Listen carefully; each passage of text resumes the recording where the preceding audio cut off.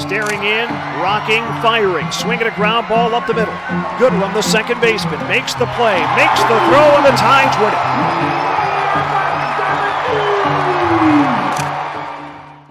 it. The alternative identities have been a big part of Norfolk Tides. Minor League Baseball had done their Copa de la Diversion with Latin and Hispanic identities across baseball, and I realized that the Filipino community is such a big part of the local identity that, you know, if we're going to work with the Copa program, let's start our own with the Filipino community because it is so important. You started seeing some other teams around the country, like Fresno was one of the early ones, and Lehigh Valley, but there are more food identities. You know, we dipped our toe in the water. You know, we did a food identity. You know, we did the coffee because, you know, all the coffee that comes through here. We did the things with the orange crushes, and then we saw the success of that, and, you know, kind of taking the relationship with the Fil-Am community and the food initiative to come up with the lumpia. It was just like the natural progression. What sparked this whole thing came from a group of Fil-Ams that grew up in the area through Mooney Mooney Club. He came here to our studio and Have a Good Day in Norfolk and approached me about how they've been helping the Norfolk Tides with the Fil-Am Heritage Night. And at the time, it was called Norfolk Lumpia. The transition to the rebrand happened, you know, I guess it's the next evolution, getting a deeper connection. And, you know, the lumpia was a good way, you know, on the surface, you know, on the food identity, but it doesn't really, you know, go into the culture. And we were fortunate to be able to work with Have a Good Day Studio on this project that progressed over the years since we did this project. As a brand studio, one of the things that we always look at or think about in branding is like the same way as you think of your five senses. So visually, what it looks like, what it smells like, you know, like what it sounds like, things like that. So we dive deep into the identity. So it's a lot of research and development. And for this project, I almost felt like I was Nick Fury of the Avengers. I had to find the right designers to work with. And then I started thinking about other Filipino Americans that made an impact in our community. So that's when Commonwealth came in the picture. So I had to bring in Larry Incognito for that.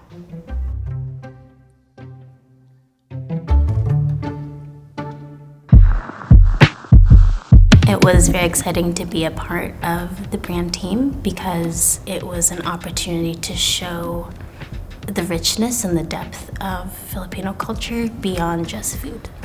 The first part of like the design project really was we knew we weren't gonna be Norfolk Lumpia, right? So we had to figure out a new name. So there was, you know, we spent a few days trying to figure out what exactly that name would be, and I spent those days kind of doing just like internet research. You're brainstorming some ideas, came up with some different names. We had Aguilas, Carabels, Jeepneys, Team Ube. Barrelman was a funny one. Ultimately, what it came down to was how baseball was introduced to the Filipino culture. How was baseball introduced to Filipinos? I think that was one of the first questions that we asked. And then from there, we did our research. And I think we all laughed at the fact that, oh, it was introduced to the Philippines because of cockfighting. Really, that's really how it started. Yeah, just did internet research and found out that it was kind of introduced to the Philippines via American colonialism, which, you know, the Philippines has a pretty deep history with cockfighting as part of their culture. Baseball was one of the things they brought in to kind of steer the country away from cockfighting. That's basically how it was introduced to the Philippines. So yeah, the name is Tandangs, and then which means rooster in Tagalog. So using Tandangs as a mascot was a way to honor the history that we were able to find. The Tandang also happens to be a bird, which is relevant to the parent team of the Norfolk Tides, which is the Baltimore Orioles. I feel like from there it kind of grew, you know, from the When We Sleep thing, and the other things that we have in the brand. And I feel like we're just getting started. We, you know, obviously wanted to come up with a rooster mascot, and then from there it evolved. We kind of, you know, picked out the colors of a rooster, the browns, the greens, the reds, the yellow of the feet. The jersey color, for example, is that off-white as a way to point to the barong, which is a traditional Filipino garment that you'd wear at formal events. We also incorporated the walis. The walis ting ting, which is like a very, recognizable staple Filipino household tool. It's a broomstick.